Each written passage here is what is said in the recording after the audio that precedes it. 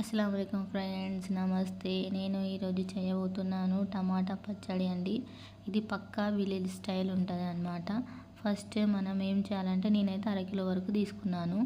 అరకిలో టమాటాలు తీసి ఫస్ట్ ఒక మంచిగా వాష్ చేసుకోండి. దాన్ని వాష్ చేసుకున్న తర్వాతకి ఒక క్లాత్తోని తుడిచి మళ్ళీ కొద్దిసేపు ఆరబెట్టండి. కొంచెం వాటర్ కూడా లేకుండా ఆరబెట్టాలి. దాన్ని ఆరబెట్టి చిన్న చిన్న ముక్కలుగా కట్ చేసి కొంచెం పావు అంటారు కదా, పావుతోని పావు ఆయిల్ వేసి కొంచెం వేడి కాగానే టమాటాలు 1.5 టేబుల్ స్పూన్ ఉప్పు, 1/2 టేబుల్ స్పూన్ పసుపు వేయండి. పసుపు వేసి మంచిగా కలిపి మూత పెట్టి మగ్గనివ్వండి.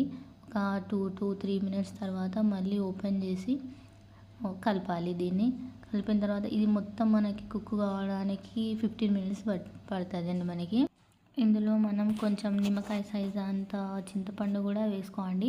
అంటే టమాటా పులుపుని పట్టుకొని మనం ఎక్కువ తక్కువ కూడా వేసుకోవచ్చు. కొన్ని టమాటాలు ఎలా ఉంటాయంటే అంత పులుపుగా ఉండవు, కాబట్టి కొంచెం ఎక్కువ అయినా కూడా కొంచెం పులుపు తినేవాళ్ళు కూడా ఉంటారు. ఎక్కువ వేసుకొని పర్వాలేదు, పులుపు ఉన్నా కూడా టమాటా పచ్చడి అనేది టేస్ట్గా ఉంటుంది. ఇది మనకి 15 రోజుల వరకు నిల్వ ఉంటుంది అన్నమాట. ఇది ఇడ్లీ, దోశ, ఉప్మా దీంట్లోకి అయితే ఇంకా చాలా బాగుంటుంది. చపాతీలోకి, రైస్లోకి కూడా బాగానే ఉంటాయి. ఎనీ కాంబినేషన్ ఇది చాలా బాగుంటుంది అండి. ట్రై చేసి చూడండి ఒకసారి. అయితే మనం ఇది టమాటాలు మగ్గేంత వరకు ఆయిల్ ఉంటుంది, ఆయిల్ని వేడి చేసుకొని పక్కనే పెట్టుకోవాలి. ఈ ఆయిల్ మనకి ఎంత చల్లారితే మనకి ఆ పచ్చడి అనేది అన్ని రోజులు నిల్వ ఉంటుంది, ఖరాబ్ కాకుండా ఉంటుంది అన్నమాట.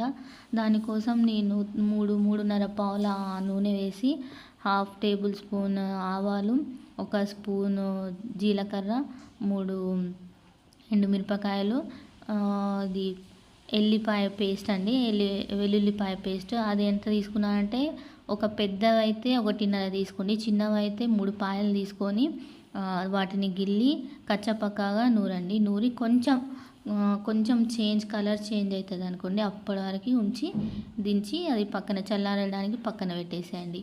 ఇప్పుడు మనం ఆ టమాటాలు మగ్గాయి కదా, ఇప్పుడు అందులో మనకి జీలకర్ర పౌడర్, నేను 1 టేబుల్ స్పూన్ జీలకర్ర పౌడర్ తీసుకొని, అంటే వేయించి డ్రై రోస్ట్ చేసి దాన్ని పౌడర్ చేయండి. పౌడర్ చేసి అది కలపండి. ఇది మాకైతే కారం టేబుల్ స్పూన్లలో చెప్పాలంటే 3 టేబుల్ స్పూన్స్ వేసుకున్నాను.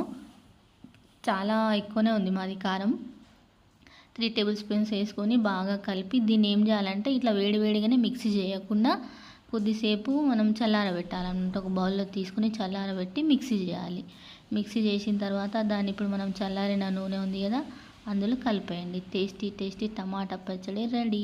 Thank you for your